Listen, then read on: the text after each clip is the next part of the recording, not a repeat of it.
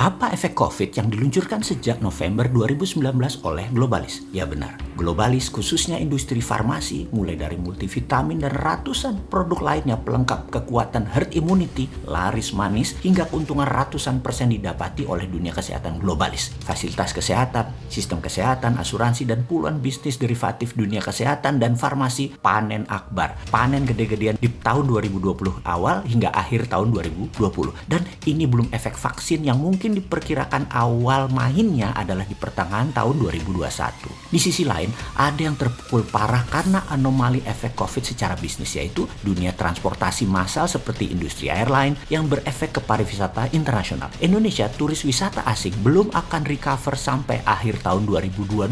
Demikian para analis jauh-jauh hari mengingatkan, hanya turis lokal yang bisa menyelamatkan wisata nasional. Itu solusinya. Untuk merangkum ini semua, kita coba buat tren di tahun 2021 yang semoga bermanfaat untuk antisipasi kalau itu ke arah merugikan bisnis kita, dan ketika itu merupakan peluang, kita tambah kekuatannya. Ada bonus informasi sedikit yang saya garansi akan membuat semangat sahabat semua. Dalam kumpulan video narasi tentang Vision 2030, hal ini saya urai panjang dan ada baiknya sahabat pelajari, dan dalam informasi kali ini juga ada hal yang pastinya membuat sahabat semua bersemangat. Semangat membangun UKM karena UKM lah yang akan ditarget dan tumbuh dengan cepat. Singkatnya, kita jelaskan. Kita semua tahu setiap negara mungkin secara ekonomi di masa pandemik 2020 kemarin banyak yang melakukan apa yang tidak mungkin jagoan keuangan Indonesia lakukan, karena selain tidak ada nyali, juga kuat sekali cengkraman agen IMF dan World Bank di Indonesia. Sangat mencengkram. Jadi sekali lagi, hal yang dilakukan negara besar tersebut tidak akan berani dilakukan oleh pejabat, tapi kuat sekali pengaruhnya dalam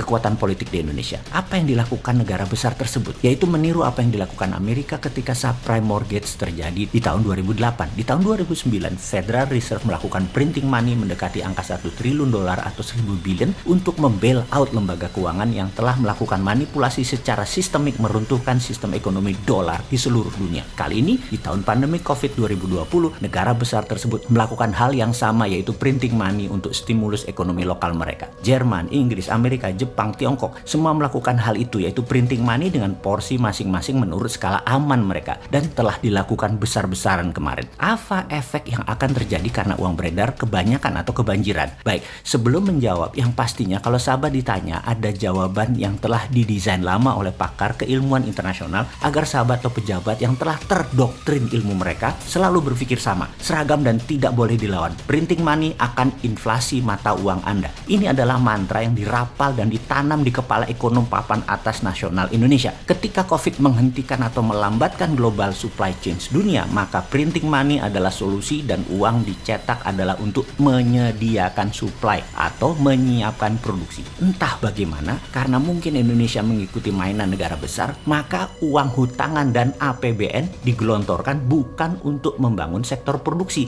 namun uangnya untuk create demand. Apa itu create demand? Menciptakan kebutuhan adalah untuk orang penerima dana tadi untuk membelanjakan uang tadi. Kalau di negara besar yang printing money, mereka menggelontorkan uang untuk produksi, create supply, yang menjadi pertanyaan nanti siapa yang belinya? Ya negara-negara yang tidak berdaulat tadi, atau negara yang pejabatnya banyak rent seeker, pengejar rente, yang buat kebijakan nasional uang tadi adalah untuk create demand. Demand apa? Demand atas produksi negara maju. Mulai paham cara bernegaranya. Misalnya, mereka cari Indonesia yang sudah create demand, negara produsen create supply. Kok geblek bener ya kita jadinya. Yang negara maju cetak duit gak bakal inflasi lah, karena ada Indonesia yang nerima dolarnya tadi atau mata uang mereka tadi.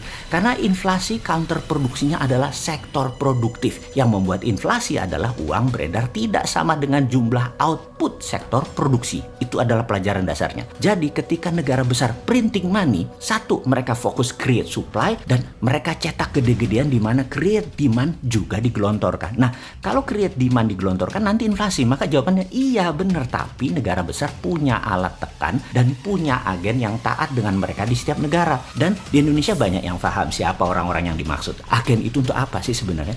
Ketika printing money tadi menyelesaikan masalah hutang pribadi dan kelancaran keuangan korporasi serta UKM di sebuah negara maju tadi, tahun 2020 kemarin mereka cetak uang, lalu sampai akhir tahun 2021 domestik dan kebutuhan nasional sebuah negara tadi semua selesai karena muter di dalam negerinya. Oh ya, sekedar mengingat, ketika ekonomi ekonomi shutdown atau slowdown, maka sewaktu mesin akan dimulai lagi, kalau dari shutdown sampai full throttle ya, sampai gigi 5 ekonominya memerlukan 2 tahun. Kalau dari slowdown ke full speed kira-kira 1 tahun. Jadi katakan kemarin COVID adalah slowing down, di mana untuk gigi 5 memakan waktu 1 tahun sampai akhir 2021, banyak negara deglobalisasi atau melakukan fokus dalam negerinya dulu. Maka di ujung 2021 akan terjadi cash yang banjir, cash yang banyak, cash yang menumpuk. Inilah gunanya agen di sebuah negara untuk mempengaruhi kebijakan pinjam atau hutang. Maka di tahun 2022 akan ada banjir uang asing atau multi currency, terutama dolar Amerika, yang harus menemukan lawan, yaitu sektor produksi. Atau negara yang lemah kedaulatannya dipaksa ambil hutang. Hutang besar-besaran, bunga murah, bahkan bunga kecil sekali di bawah 3% bisa-bisa. Pokoknya harus ambil sebanyak-banyaknya. Kalau tidak, Amerika inflasi, Tiongkok inflasi, Inggris inflasi, gede banget inflasi mereka. Di tahun 2020 inilah tahun uang murah di seluruh dunia. Dan bagi pengusaha yang susah cari uang di dalam negeri, ini kesempatan emas. Sama seperti tahun 2010-2011 kemarin, kita dapat uang murah sektor swasta. Juga ini akan nanti dapat di tahun 2022